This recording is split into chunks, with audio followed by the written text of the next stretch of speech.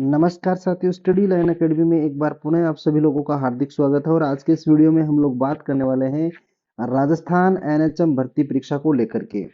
देखिए, एनएचएम भर्ती परीक्षा का जो आपका रिजल्ट आ चुका था, उसके फाइनल रिजल्ट को लेकर के आप सभी लोग टकटकी लगाए हुए बैठे हैं।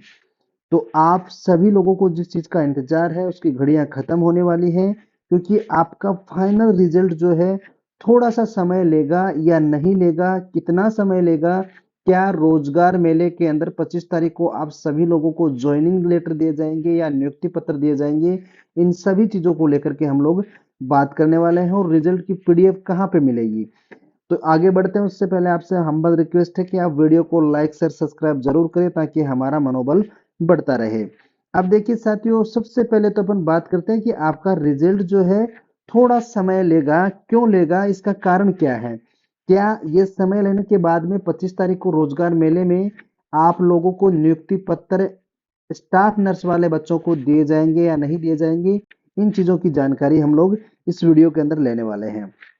देखिए साथियों, ये सूचना आप लोगों के लिए जो जारी की गई थी, उसके अंदर लिखा गया है कि चिकित्सा विभाग के अंतर्गत संविदा भर्ती 2025 के विभिन्न सेवा वर्गों में संविदा नर्स ग्रेड 2 और संविदा मेडिकल लैब टेक्नीशियन और संविदा लैब टेक्नीशियन, संविदा पब्लिक हेल्थ केयर नर्स, संविदा और नर्सिंग प्रशिक्षण, संविदा नर्सिंग इंचार्ज, संविदा नर्सिंग ट्यूटर का दस्तावेज सत्यापन 28/11/5 को प्रारंभ किया जा चुका है। उक्त के संबंध में इस विभाग द्वारा सत्यापन के हेतु आमंत्रित किए गए थे। बाबत अभ्यर्थियों की सूची समय समय पर विभाग के द्वारा वेबसाइट पर अपलोड की गई थी, लेकिन उसके बाद भी आपको पता है कि बहुत सारे अभ्यर्थी ऐसे हैं जो डीवी के अंदर नहीं पहुंचे थे। सीधी सी बात, इनका कहने का मतलब ये है। परंतु कुछ अभ्यर्थी अभी तक भी सूची लिंक व क्यूआर स्कैन कोड में अंकिता अनुसार जो दस्तावेज सत्यापन में वो अनुपस्थित रहे हैं, इनको दस्तावेज सत्यापन के लिए अंतिम अवसर आपका कब दिया जा रहा है? 22/12/2025 को पैरामेडिकल संस्थान जनता कॉलोनी गोविंद नगर जयपुर के अंदर। कहने का मतलब है जिन बच्चों ने डीबी नहीं करवाया है उनको 22 तारीख दिसंबर को बुलाया गया है। इनका अंतिम डीबी के अवसर का दिया गया है। इस तिथि को यदि यह डीबी करवा लेते हैं तो आपका यदि 100% या जितने बच्चों की डीवी शेष बच्ची है, इन बच्चों की यदि डीवी हो जाती है तो 25 तारीख को आपको नियुक्ति पत्र दिए जा सकते हैं रोजगार मेले के अंतर्गत। लेकिन जहां तक लगता है, हो सकता है बोर्ड ये चाहे कि इन बच्चों को हटा करके, जिनका डीवी नहीं हुआ है, इनको हटा करके भी आपको नियुक्ति पत्र दिए जा सकते हैं। लेकिन क्या पता, हो सकता है जिन बच्चों का डीवी हो, इनमें थोड़ा बहुत और टाइम लग जाए। 25 तारीख को आपको जो रोजगार मेले का आयोजन हो रहा है, उसके अंदर आपको अपनी नियुक्ति पत्र नहीं देखने को मिले। तो इस प्रकार से आप इस चीज को सुनिश्चित रहे, थोड़ा टाइम स्टाफ नर्स के बच्चों को लग सकता है। 25 तारीख को आपके डीवी हो, आपका जो नियुक्ति पत्र है वो दिए भी जा सकते हैं, नहीं भी दिए जा सकते हैं। वो डिपेंड करेगा आपको कब, 22 तारीख को जो आपका जो शेष बचे हुए बच्चे हैं, इनका दस्तावेज सत्यापन हो जाता है इसके ऊपर। इसके बाद में साथियों देखिए, आपकी कट ऑफ को लेकर के बात कर रहे थे कि गैर सूचित अनुक्षेत्र जो बच्चे हैं टीएसपी एरिया के, नॉन टीएसपी एरिया के, तो उनके अंदर आपको पता है कि जनरल के विद्यार्थियों की कट ऑफ गई थी 244 के आसपास में। अब कुछ बच्चे पूछ रहे थे कि सर फाइनल सिलेक्शन कितने नंबर पे लगभग हो जाएगा। तो देखिए, स्टाफ नर्स के जो बच्चे हैं वो यूं मान करके चले, इनको यदि 15 नंबर प्लस हैं तो आपको कोई नहीं रोकने वाला है, निश्चित रूप से आपका सिलेक्शन होगा, इसमें कोई दो राय नहीं है। इसके अलावा बात की जाए फीमेल कैंडिडेट की, तो इनकी 225.91 गई थी। और ये बच्चे यूं मान करके चले 13 से 15 प्लस जिन बच्चों के नंबर हैं उनका सिलेक्शन होगा, क्योंकि डीवी के अंदर बहुत सारे बच्चे वंचित हैं। और क्या कारण है, क्यों नहीं गए हैं, उसका तो पता नहीं। लेकिन इन बच्चों ने डीवी नहीं करवाया है, 100% डीवी आपका नहीं हुआ है, और जहां तक मुझे लगता है 22 तारीख को भी नहीं होगा, क्योंकि वो लोग इच्छुक नहीं है। इसके बाद में बात आती है आपकी एससी कैटेगरी की। एससी के 209, तो ये बच्चे जिनके 13 प्लस नंबर है वो सुनिश्चित रहे। इसके फीमेल कैंडिडेट की बात की जाए 177, तो लगभग 10 प्लस जिनके नंबर है उनका सिलेक्शन हो जाएगा।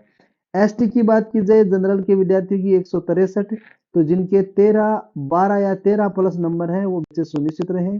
फीमेल की बात की जाए, इनकी 8 से 10 के प्लस में जिन बच्चों के नंबर है उनका भी हो जाएगा। इसके अलावा बात आती है जनरल के ईडब्ल्यूएस की बच्चों की बात करें तो इनकी कट ऑफ गई थी 199, फीमेल की गई थी 180। तो जनरल के जो विद्यार्थी हैं वो 10 प्लस और फीमेल है वो 8 प्लस। इतने नंबर जिन बच्चों के बन रहे हैं उनका हो जाएगा, क्योंकि मैंने पहले भी बता दिया है, फिर बताना चाहता हूँ, डीवी के अंदर सभी बच्चे उपस्थित नहीं हुए हैं। अब नॉन टीएसपी एरिया, अब सॉरी बात तो टीएसपी एरिया की बात करें तो जनरल के जो विद्यार्थी हैं उनकी कट ऑफ थी 214।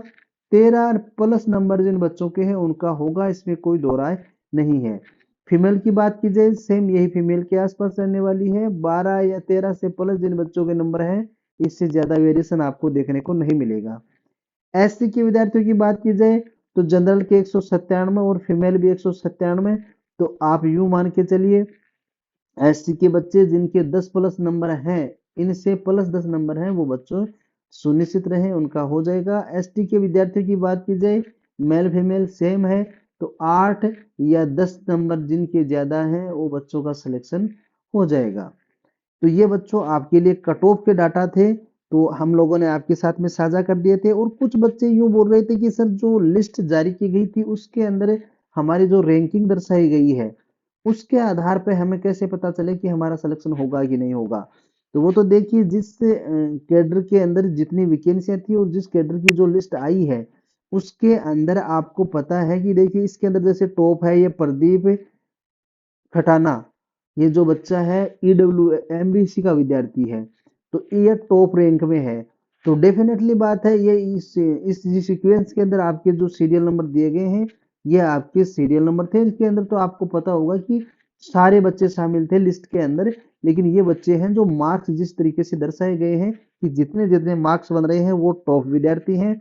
तो जितनी पोस्टें हैं और जितने डीवी हो चुके हैं उस आधार पे आपकी जो लिस्ट जारी की जाएगी उसके अंदर आपको पता चल जाएगा। तो बच्चों ये आपके लिए जानकारी थी।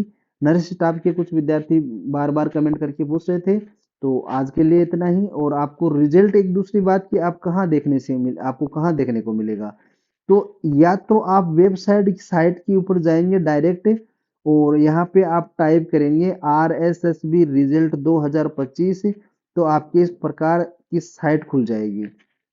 इस साइट पे आप जो ही क्लिक करेंगे आपका रिजल्ट आपको देखने को मिलेगा। देखिए इसका सेक्शन खुल जाएगा, जैसे ये खुल चुका है।